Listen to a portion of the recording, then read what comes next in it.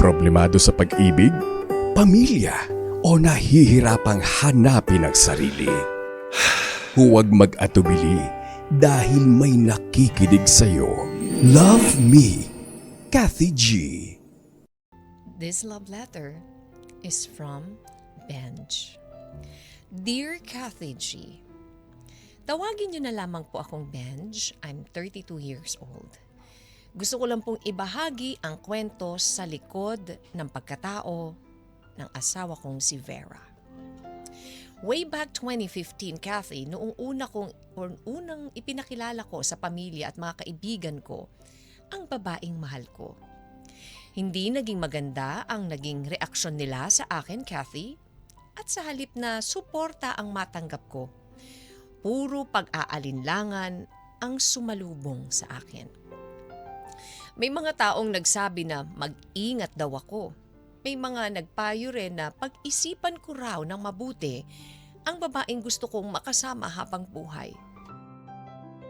Meron ding tahasang nagsabi sa akin, Kathy, na baka pagsisihan ko lang daw ang pagpili ko sa kanya.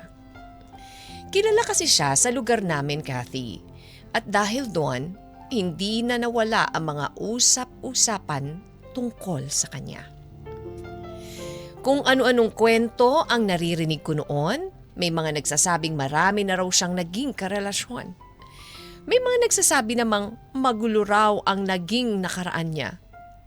At meron ding nagsasabing hindi daw siya yung tipo ng babaeng dapat seryosohin dahil nagtatrabaho siya noon sa bar. Sa totoo lang, Kathy, dumating din ako sa puntong naapektuhan ako sa mga naririnig ko. Sino ba namang hindi? Pero para sa akin, hindi na mahalaga kung ano ang nakaraan niya. Ang importante ay yun ngayon. Habang tumatagal at mas nakakasama ko siya, Kathy, mas nakilala ko kung sino talaga siya. At ibang iba siya sa imahe na ipinipresenta at sinasabi sa akin ng ibang tao. Nakita ko kung gaano siya kabuti, kung papaano niya mahalin at alagaan ang pamilya niya, at kung papaano siya magsumika para sa mga pangarap niya. At kung papaano rin niya iparamdam sa akin na mahalaga ako sa buhay niya. Kathy G, unti-unting mas pinili kong paniwalaan ang mga bagay na personal kong nasaksihan kesa sa mga kwentong ipinapasa lamang sa akin. Dahil sa bawat araw na magkasama kami, mas lalo kong nakikita ang tunay niyang pagkatao. Kathy, hindi naging perpekto ang relasyon namin. Marami rin kaming pinagdaanan. May mga pagkakataong sinusubok ang tiwala ko dahil sa mga taong pilit binubuhay ang mga kwento tungkol sa nakaraan niya. Pero sa huli, mas pinili kong husgahan siya batay sa kung papaano niya ako tratuhin at hindi sa kung paano siya inilalarawan ng ibang tao. Until lumipas sa mga taon, Kathy, at sa kabila ng lahat ng pagtutol at pagdududa ng mga tao, nagpakasal kami. At ngayon, may 2 na kaming anak. May mga pagsubok na halos sumira sa aming dalawa, pero sa bawat problemang malalampasan namin, Kathy, mas lalo kong napapatunayan na hindi ako nagkamali sa pagpili sa kanya. Minsan naiisip ko, paano kaya kung nakinig ako sa lahat ng mga tumutol noon? Baka hindi ko nararanasan ang buhay na meron ako ngayon. Baka wala ang pamilyang ipinagpapasalamat ko araw-araw. Pero Kathy, may isang pangyayaring kamakailan na muling bumuhay sa lahat ng pagdududa na matagal ko nang ibinaon sa limot.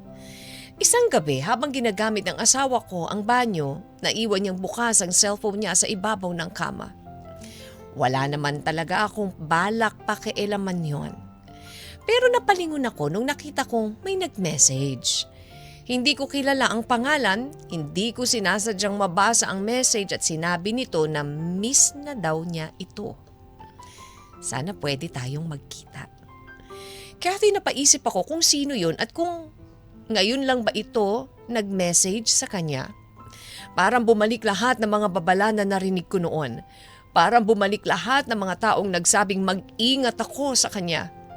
Sinubukan kong wag mag-isip ng masama at kumbinsihin ang sarili ko na baka may paliwanag. Pero mula nun, napansin ko may mga bagay na parang nagbago. Mas naging maingat siya sa cellphone niya, mas madalas siyang mapuyat at may mga pagkakataong para bang may gusto siyang itago sa akin. Ngayon, Kathy, hindi ko alam kung bunga lang ba ito ng takot ko.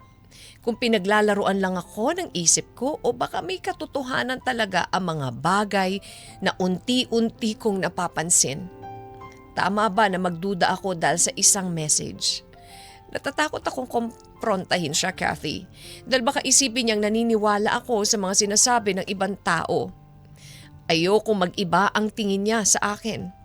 Baka lang mawala ang tiwala niya na ilang taon naming binuo. Kathy, may mga tanong na gumugulo sa isipan ko. Papaano kung ang babaeng ipinaglaban ko noon sa lahat, siya pala ang taong dudurog sa puso ko ngayon? Ayokong mangyari yon, Kathy.